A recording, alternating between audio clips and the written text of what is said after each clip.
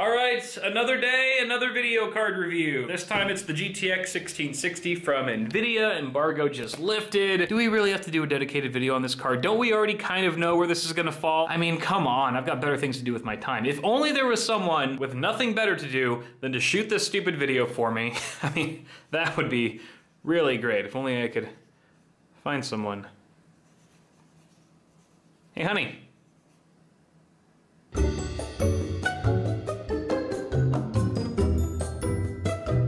Alright, so we're gonna check out the new nvidia card, the 1660.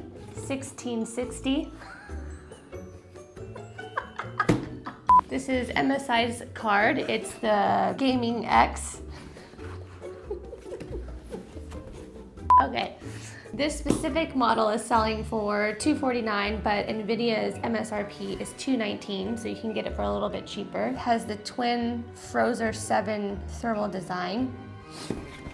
Whatever that means. It's designed with the new Torx Fans 3.0, which gives you low temperatures and stable performance. It also has a new heat sink, which is optimized for efficient heat dissipation, which again keeps your temperatures low. And it also has the Mystic Light RGB.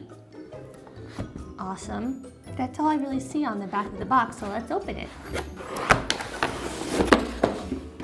This is for, but it says gaming is my life, and then it says eat, sleep, game, and repeat. It sounds horrible. All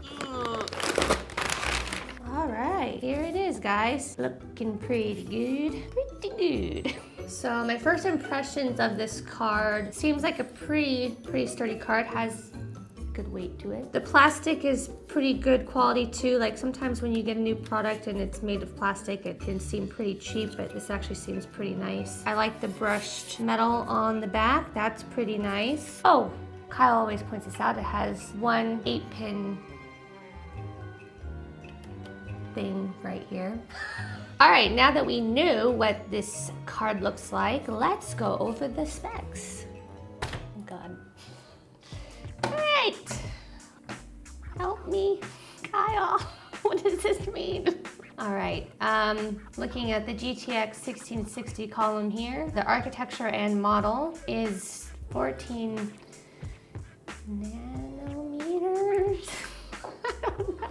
Turing T116. The base clock is 1530 megahertz. The boost clock is 1785 megahertz. The memory size is 6 gigabytes GDDR5. The memory bus width is 192 bits. What does this W stand for right here? The TDP 120W. Don't know what that means. Before I forget, Kyle has a little note here on the prices. At the time of filming, these are the lowest prices that Kyle could find on Amazon and Newegg. All right, so today's test bed system is featuring an AMD Ryzen 7 2700X, 4.0 gigahertz OC, an MSI X470 Gaming M7 AC motherboard, and a 16 gigabyte G.Skill Flare X DDR4 3200 for the memory, and a bunch of other things that we're not gonna go over. And the video cards that we're testing today are the MSI GTX 1660 Gaming X 6 gigabyte, the MSI GTX 1660 Ti Gaming X 6 gigabytes, the MSI GTX 1060 Gaming X 6 gigabytes. Man, this is a mouthful. And the Power Color RX 580 Red Devil 8 gigabyte, and then the XFX RX 590 Fat Boy 8 gigabyte. All right, let's see what the results are. All right, so the first game that Kyle tested was Ashes of Singularity. And if we go straight to the GTX 1660, looks like it's did pretty well compared to the other cards that he tested. Not as good as the GTX 1660 Ti, but not far behind. So far, based on what I'm looking at right now, it looks like the GTX 1660 is doing pretty good, but let's look at the other games that Kyle tested. Next one is Battlefield 1. Again, the GTX 1660 is doing pretty well. Still looks like the 1660 beats out the RX 590. So again, it looks like the GTX 1660 Ti is outperforming all the other cards, but it's also the most expensive card at $279. So let's take a look at the third test that Kyle did, which was with GTA 5. Surprisingly, looks like the AMD RX 590 is falling pretty far behind the GTX 1660, so there is a bit of a difference there. All right, let's look at the Metro Last Light test that Kyle ran. Wow, the GTX 1660 Ti hit 111 frames per second as the average. The GTX 1660 only hit 97, but then the RX 590 hit 87.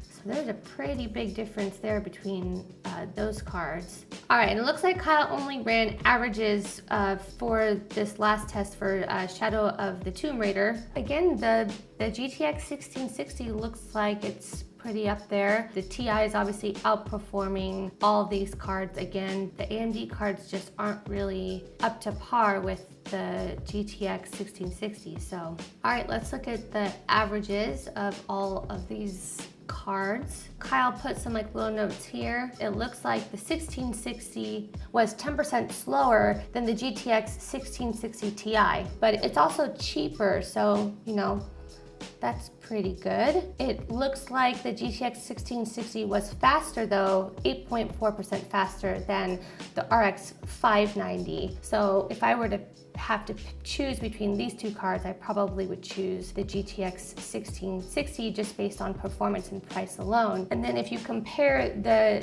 GTX 1660 to the GTX 1060, the 1660 was 12.8% faster. Now taking a look at the RX 580, the GTX 1660 was 16.3% faster. The RX 580 has a price point of $199, and if we look at that price point and how it performed, I would say that this card, the RX 580, would have to be significantly cheaper to consider it just based on the price and the performance of the GTX 1660. It was just a lot better. So, you know, in conclusion to this, I would say the GTX 1660 is a pretty good card. Pretty good. Pretty good. And there you have it, folks. That's the end of this video. Wifeysauce attempting to do an overview and read off benchmarks. How did I do? Anyways, we're gonna end it here, guys. If you liked this video, go ahead and toss a like. What does Kyle always say at the end of his videos? Subscribe. Subscribe to our channel, please, if you have not done so already. And make sure you leave a note in the comments that you never want me to do an overview or review again, because I'm just not as good as Kyle. Thanks for watching this video. Bye!